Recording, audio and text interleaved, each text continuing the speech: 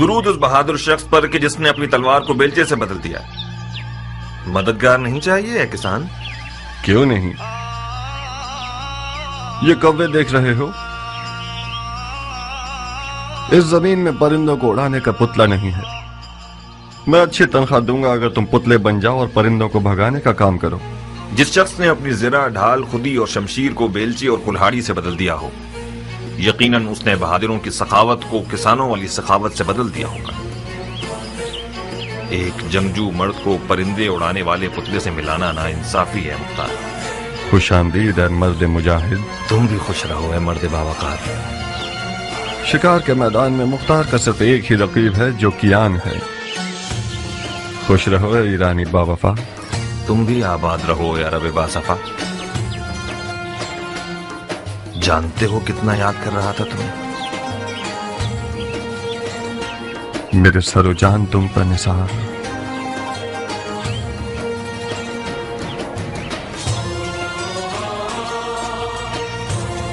آؤ آؤ کہ تم نے میرے سال کی کٹائی کی خوشی کو 100 گنا بڑھا دیا.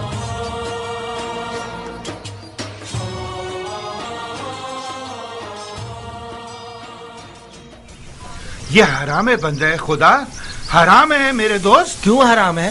اسی دلیل پر جیسے کتے کا گوشت حرام ہے. اگر اس سور کی لاش کی جگہ کتے کا لاشا ہوتا تو کیا اس کو بھی کھانے کی ہوس کرتے؟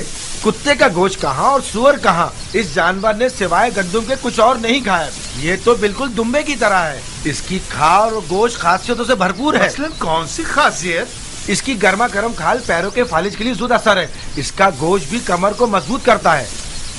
تم واقعی مسلمان ہوئے ہو یا ابھی تک دین مجوس پر ہو؟ کیوں بحث و مباحثہ کر رہے ہو ضربی؟ اس کسان نے مجھے پاگل کر دیا ابو ساک. اس مردار سور کے کباب کھانا چاہ رہا ہے. جتنی بھی آیتیں، حدیثیں اور دلیلیں سنا رہا ہوں اس کو قائل ہی نہیں کر پا رہا ہوں. واہ واہ، بہادر کیان کے دیدار سے ہماری آنکھیں روشن ہوں. خوش آمدید بہادر. ناخوش نہ ہو ضربی، خدا تمہیں قوت دے. تمہاری عمر بڑھے. کیان جان، تم اس شخص کو کچھ سمجھاؤ. سور کا گوشت حرام ہے یا حلال؟ میرے بھائی، سور کا گوشت خاصیتوں کے علاوہ ایک ایسا عیب بھی رکھتا ہے کہ جب کھاؤ گے تو پچھتاؤ گے. کیسا ہے پہلوان؟ پیٹ میں کیڑے پڑ جائیں گے.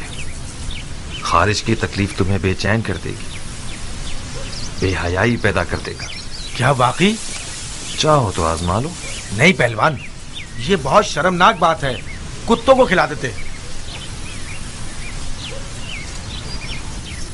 خدا تمہارے بزرگوں کو بخشے. میں تو اس سے بحث کر کر کے تھک ہی گیا تھا. سور کا گوشت کھایا جاتا تو ان زمینوں سے برکت ختم ہو جاتی. ضربی، ایسا کھانا لاؤ جو سردار سپاہ فرزند علی کے شاہ نشان ہو. جو حکم میرے سردار. سب سے پہلے بجمال ذات احمد صلوات، بعد ان کے بصر حیدر صفدر صلوات.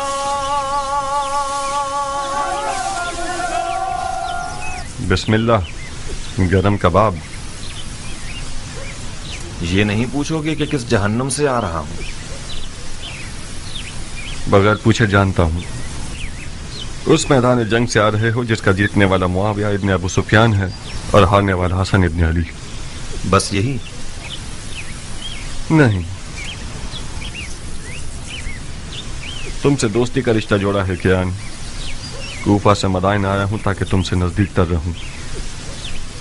بخدا قسم تمہارے خاک آلودہ بال کو بھی لاکھوں خرخری مذہب شیخوں اور دمدمی مزاج کوفیوں سے مقابلہ نہیں کر سکتا. جس دن تم نے رزم لباس پہنا اور عزم جنگ کیا تو میں لرز کر رہ گیا.